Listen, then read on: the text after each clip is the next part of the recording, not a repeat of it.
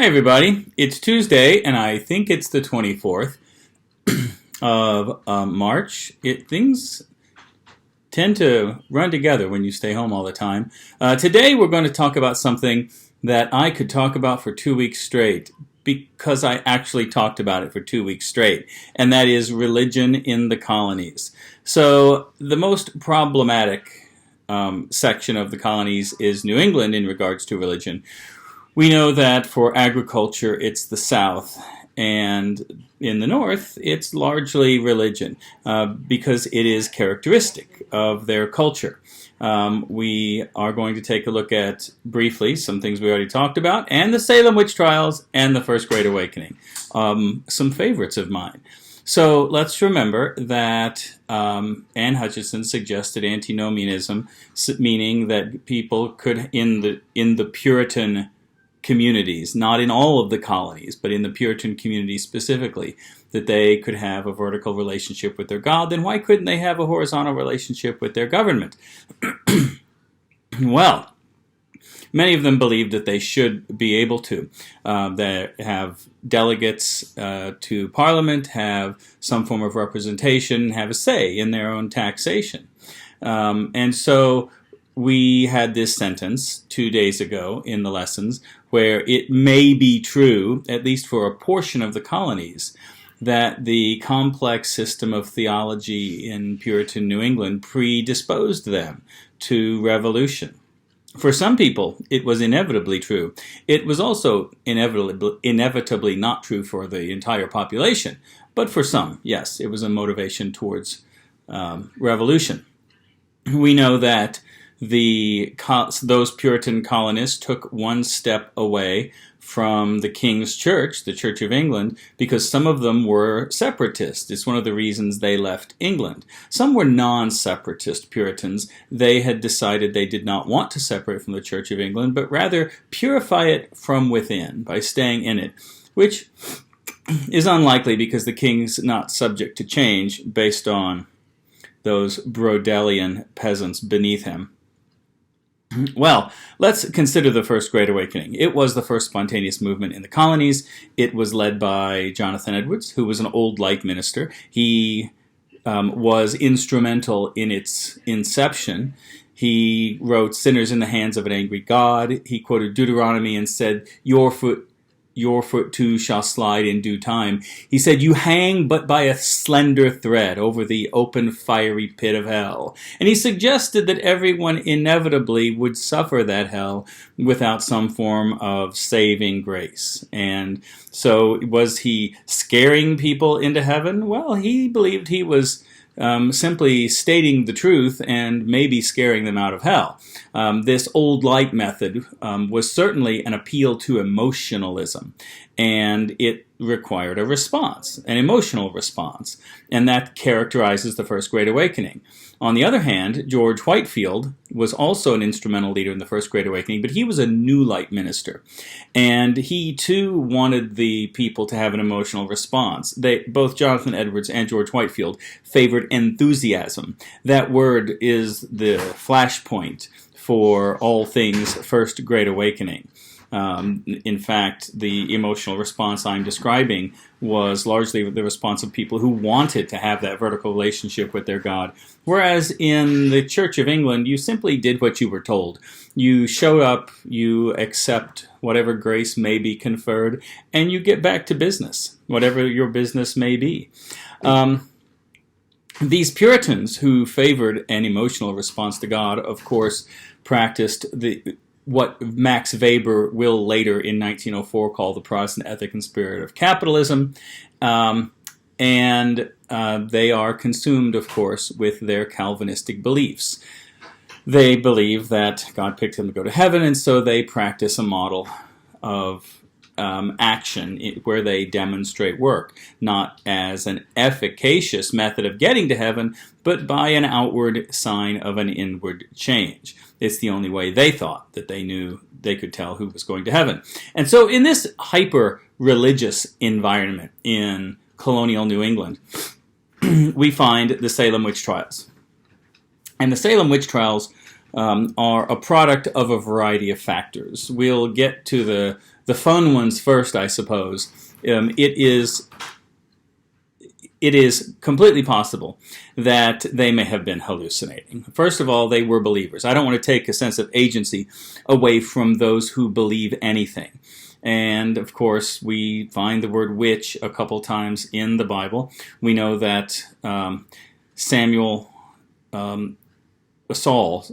looked for the witch at Endor in order to channel the spirit of Samuel back. And that didn't go so well for him. But, in fact, in the King James translation in 1611, King James didn't want people to believe in witches, so he had it translated as woman of a familiar spirit. But the Puritans knew better. They knew that in Revelation it talks about, outside, or the dogs, the immorals, those who practice witchcraft.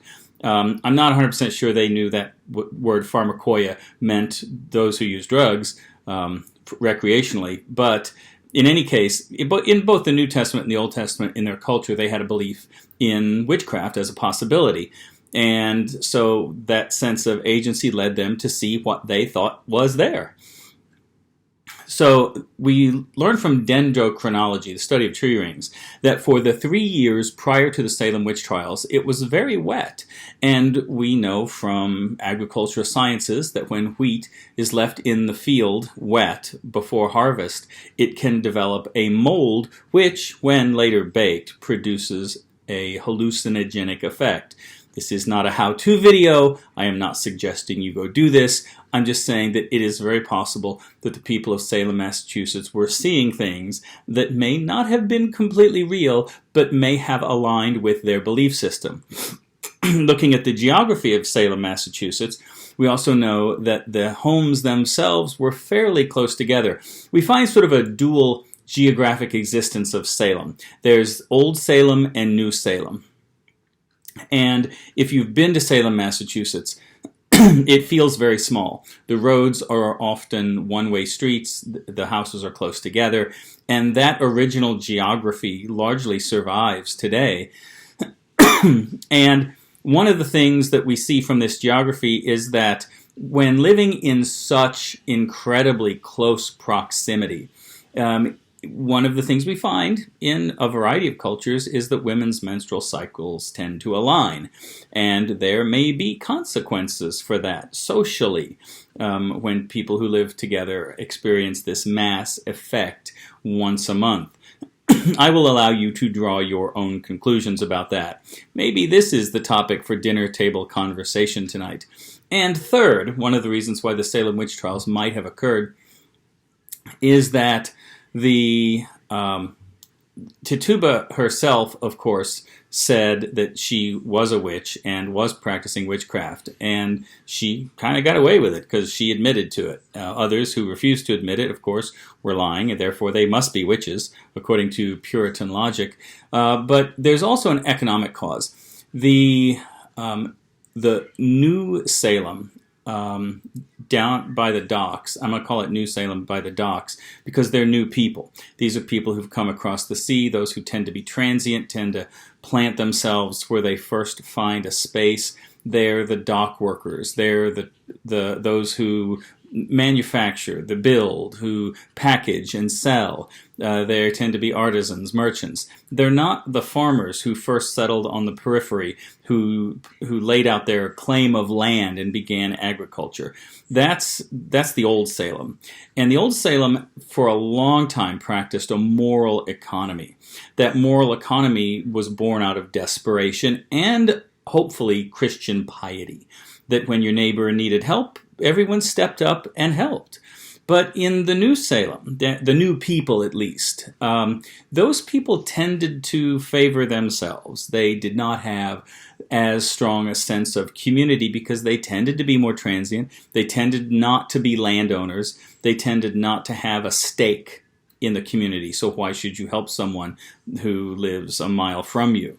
And so when Salem began to grow and that economic division began to emerge, we find that it is the old Salem people who accused the New Salem people of witchcraft initially.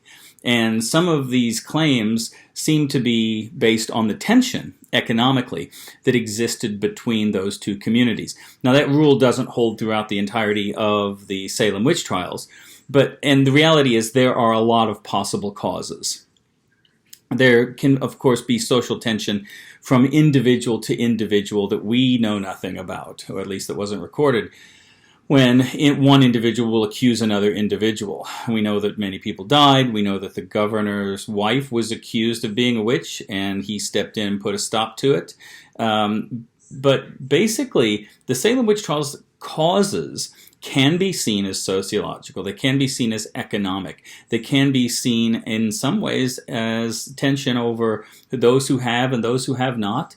And it may even include the geography of menstruation or dendrochronology. There's so many things in play here that to get an honest answer from Puritan history is nearly impossible. So we often have to turn to the science to give us some insight. I hope you enjoyed today's portion. Tomorrow we're going to be on period 2, number 6. Tomorrow we're going to look at the growth of slavery in the southern colonies. And it will not be as fun as today's lesson. Just want to warn you. I will see you tomorrow.